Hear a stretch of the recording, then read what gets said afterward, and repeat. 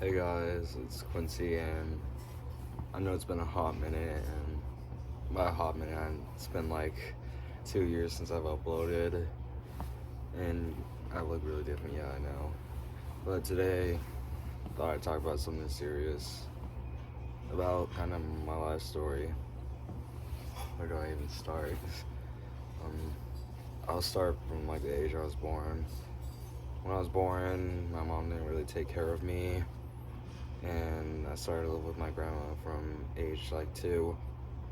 And she took care of me for a while. Everything was going good. Then one day I had a seizure, and what my grandma told me is the doctor messed up or something, and it triggered me to like have seizures permanently. So I was put on medicine, and the medicine caused me to lash out, have anger issues. The first day of kindergarten, I had a seizure again, and started off from there. When I was put on meds, I couldn't really control myself when I was living with my grandma. I'd hit stuff when I got angry. I'd break stuff. I'd climb around the house, and my grandma asked for help from the state, but the state put me in group homes, and that's where it all started. Started out at Kootenai Health. Was there for like a month, I think. Then I went back home for a minute, but nothing changed. I still got angry for a while.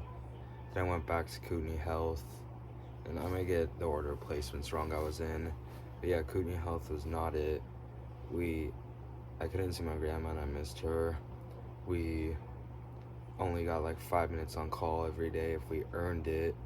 Whereas most of the time we were locked up in our rooms. And if we misbehaved, we'd be locked up in this cell with just a mattress in the corner. And mind you all, this was when I was like 7 when it started. And then, yeah, my grandma came to visit me sometimes, but then from Kootenai, I was transferred to another placement. I think that was Tim's, and Tim's house was one of my worst placements ever. And I was abused there a lot. I was like the only black kid there. Tim just abused me. He like let all the other boys there beat me up and stuff. He only fed me like peanut butter sandwiches and stuff while the other kids got to go to McDonald's. One time he made me sleep in my room during winter with the window open with no clothes on.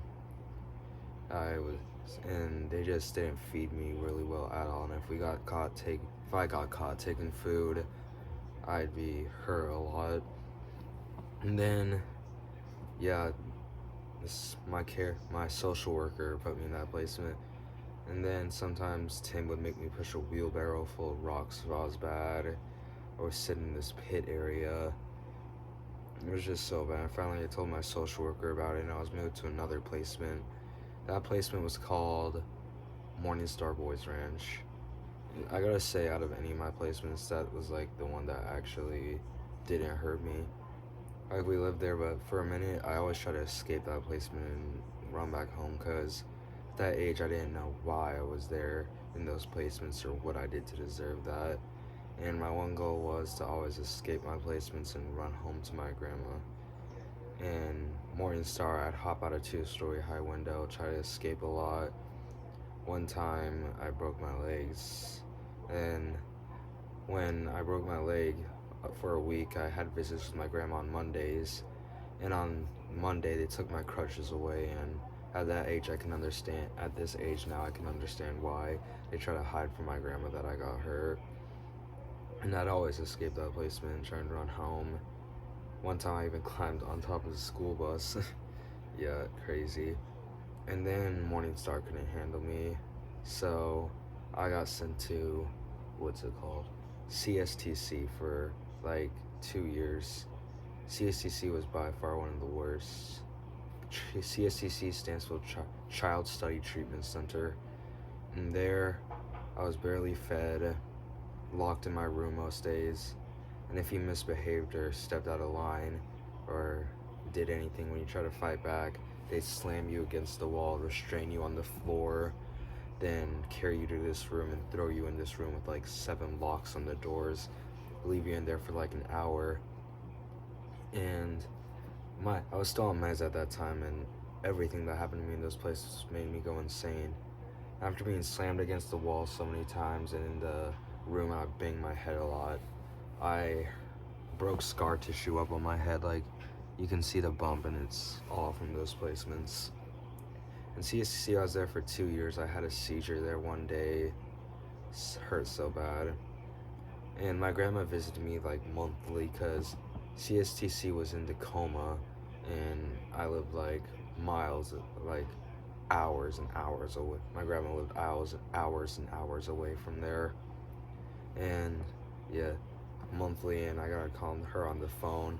Besides that, CSTC was just straight up abuse. All us kids were slammed against the walls, restrained, thrown in rooms, barely fed, and I was so skinny it was dangerous because how barely fed I was. And staff there, I just couldn't. And we were homeschooled, and I didn't cooperate with that, which made me fall behind a lot when I got to go to real school. And fun, and like it was just so bad.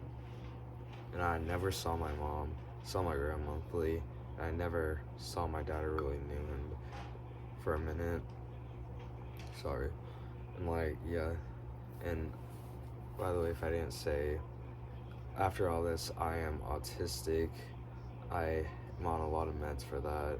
I have PTSD, ADHD, and I can't remember the name of the other one, but yeah. Now I'm on meds for my seizures because I still have them sometimes. And all this trauma and my PTSD really hurts me from all those bad memories. And then after CSTC for a minute, like, worst thing that happened at CSTC was on our birthdays at CSTC, they give us cakes and ice cream, and they were force feeding me that day to hurry up so the kids could eat their cake, but then I threw up, and all those kids just ate my cake in front of me and everything, and I didn't get to have a piece. And like, cake was the best thing there because that's the most food we really even got there. Besides that, for breakfast, if you know the school cereals, like the one that's this small, that's all we got for breakfast at all. And then after CSTC, I moved to Lighthouse, which was nice. Lighthouse was horrible too. The only thing good about it was I lived way closer to my grandma, so I got to finally have weekly visits with her. Like, I'd stay at her place over the weekends, and it was good.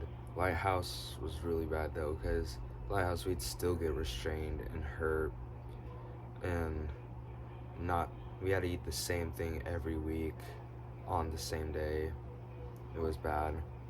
But I finally got to go to public school, but that was bad too, because after everything at CSC, I didn't really learn, and I fell really behind when I first got to go to public school, and I didn't know anything. But yeah, after being at Lighthouse for like a year and a half or almost, we got to have a court thing, and I finally got to live with my grandma, leave all those placements behind. My grandma got custody of me. I was in placements for like 4 years, I think, and it was just straight hell and everything. But the person who stuck with me most through all of it, all the way, was my grandma. She fought with social workers, judges. She always called me and made sure, and always saw me, and she fought for years to get custody of me. And finally, when I was 11, I'm pretty sure, she got custody of me, and I got to move back home.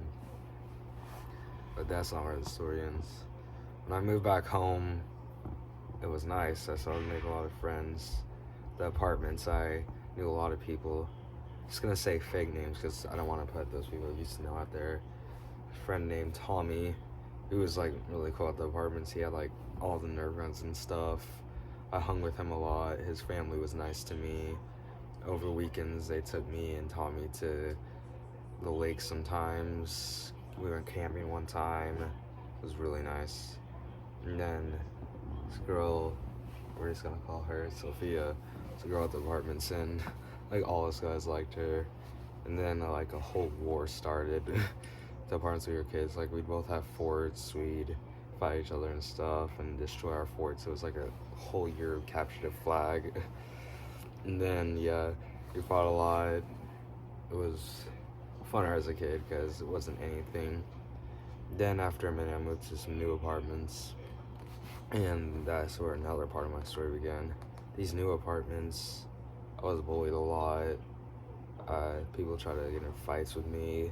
I don't know if it's because of my color or if it was because I'm autistic. But yeah, they fought with me a lot. They hurt me, and it hurt a lot. And then I was just bullied from there on. And whenever I fought back, I was a bad guy, and just my name got thrown around a lot. And yeah, then I met, then I made some real friends. And when I first went to middle school, I won't say their names because I appreciate them a lot. First, I met my best friend Sage. He was there for me all the time. No, always there no matter what. Helped me through everything and made me feel like I was someone important. Middle school though was kind of bad here because sometimes, yeah, fights of course. Other times, when I started middle school, I was in the autism class or whatever. And the teacher would put hands on me, and one time I just was done with him putting hands on me because I didn't fight to come back home for so long to get hands put on me again. So I threw a desk at him when he tried to touch me, and I was sent to juvie for like a day, and that was a lot. But through everything, Sage was there for me. And then I met this girl, I'm not gonna say her name, but let's just call her Sophia again. Sophia, I met her one day, I was playing baseball, and then she just came over and watched, and I instantly fell in love with her.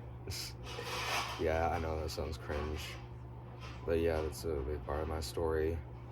We dated for a minute, then she left me for a girl, then I got that girl to leave her for me, and then a lot of, I'm not gonna say the whole thing, but it's just a lot of cheating and toxicness. Then I got with her best friend, and then for a while, then I finally started high school, and then I didn't talk to Sage for a whole year because he got in a relationship with my girlfriend. But then high school started and we looked at each other and we were just like, bro, I miss you, and we just put all that aside. And then over this high school is going good. I did fall behind a little bit, and I was out of high school for like 2 months because one time me and my friend, he posted a bunch of weapons online. I'm not gonna say who it is, but he posted a bunch of pictures of just some guns and weapons online, and I just made a comment like LOL, and they weren't even real. Like, it was just a picture online, no bio, no context, no anything, no comments, and I just put LOL in the comments. Someone, I guess, showed the school that in school, took that as a threat, so me and him were at school for like a month or two. Then I showed up back at school, and I just walked into my gym class that day, and my friends were like, yo, no way, where you been? And that's where I met my other friends, Skyland, Keegan, and Noah. That year was great because I finally had real friends, of people I could call a family, and we just hung out all the time. And during the summer, we were like in a little band. I was bad at it, but yeah. School was going good.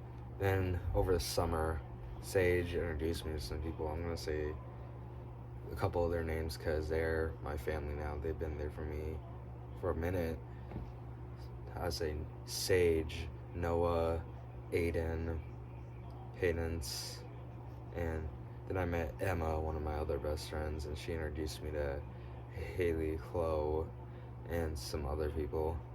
And all of them just became my family, and Emma made summer great because when we go to the fair during the summer, her parents loved me, and the fair was like one of my best experiences of my life with them. And then I saw Cadence at the fair with all my other friends.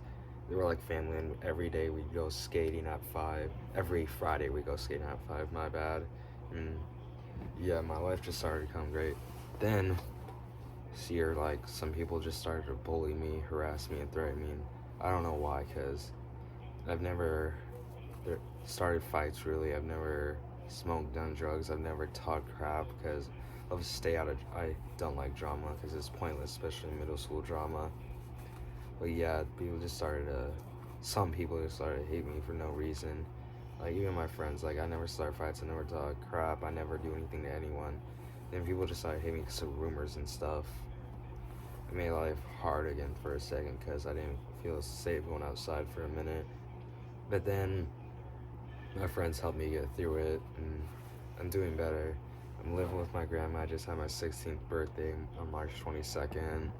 School's going great. Have an amazing teacher. He helps me through a lot, and I started track, my Panther Pride track shirt, and my teacher has just been helping me with my grades, getting back up there. When I started track, he even helped me get my track gear and bought me my track hoodie for my birthday, which is unbelievable for a teacher to do because he's just so nice to me and helps me through everything. And some other sad stuff happened last year, because it's 2023, just a couple months ago.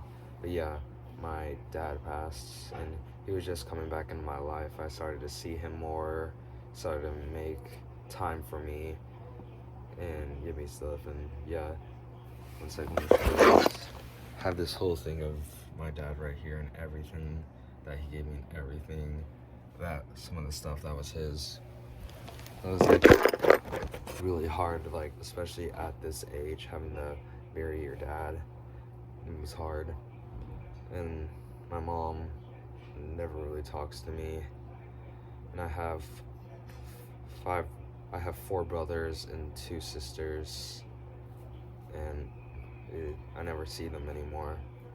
But then my mom's boyfriend, he actually takes time to talk to me and see how I'm doing, which is unbelievable because he's really nice to me and sees me as his own son too. But I never see my mom or talk to her because she lives in Texas. But yeah, I've done so much trying to fit in. I've changed my style, changed my hair, started to work out, try and gain weight, and do so much to fit in and have people finally like me for me. And my dream is that I'm working on is to become an actor, because over placements, all we had was just a couple of movies to watch sometimes for entertainment. And I memorized those movies line by line, acted them out in my room. That's when I realized I wanted to be an actor, and I want to start acting, make some money, and finally give my grandma the life she deserves, because she given up her retirement. She's quit her job and started to make money and care for me, be my everything, and just stick with me through it all. And I live with her now, and I want to be an actor, get a job there like that, make money, finally get my story out there, and show everyone at my placements that they were wrong and that I could do it out there. And give my grandma life she deserves, give her a nice place and everything. And I just want to say thank you to all my friends, because I don't know where I'd be right now without you. And thank you to my grandma, who I love, because I don't know where I'd be without you. And I'm just hoping soon enough that people will see me as a good person of who I am and know my story. And please share this online, share this to your friends, because I want to finally show people what placements have done. But when I become an actor and if I make a lot of money, I want to start my own group home where kids are treated right and aren't abused or anything and feel like they belong. But please do share my story out there. And yeah, high school has been great, on the track team and everything. My teachers, my friends, my family, it's amazing now. I know I still get bullied sometimes, but I'm like, I try and just push through it. And I want to thank my family and everyone out there, all my followers and supporters. So, and I just want to say again, I love you all. And please share this video to everyone. Who knows, it'll go viral, but I want to get my story out there. And thank you again. I love you all. And see you till next time.